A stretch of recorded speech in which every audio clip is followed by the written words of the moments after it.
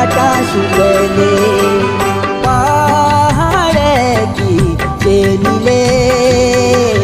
पहाडे की ग्वारीले कबेनी खाया हिरवाटा सुकले कबेनी खाया हिरवाटा सुकले